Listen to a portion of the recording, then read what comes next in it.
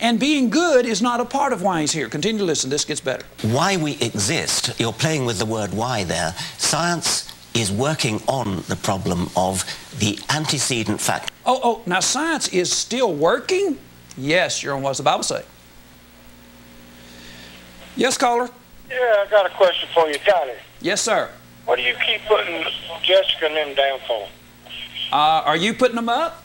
I don't know why you would put them up. They're not opposing the man who says you're a monkey. I tell you what, I'd rather see them three any day than to see you sitting in that chair on that show at 7 o'clock on Monday. Okay. Does that make it right, though, just because you would rather? Would you rather hear a lesson on hellfire and telling children, young children, that they are going to actually have to pay for their misbehaviors, or would you like to see a circus all the time? Which one would you rather see? Well, what you believe is entirely different. What's different? You know, I mean... What's different? I'd rather see them than you any day, because you don't know nothing about the Bible. Everything you say, you make it up. Well, I heard Jessica, I actually have it here on my computer, and I'll play it if you press me.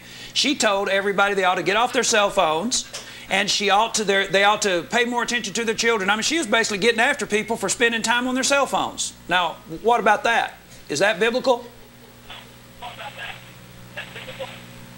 Hello?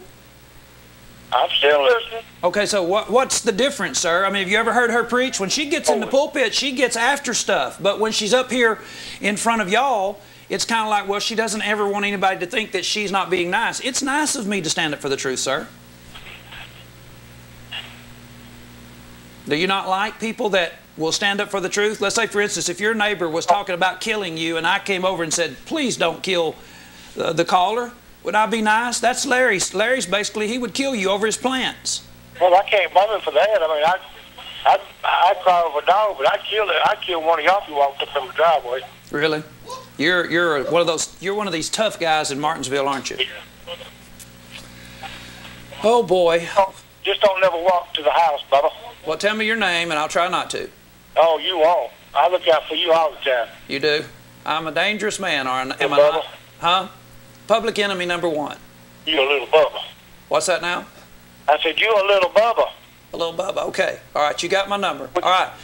All right, thank you for your call. Okay, now, folks, here's what we have tonight. We have people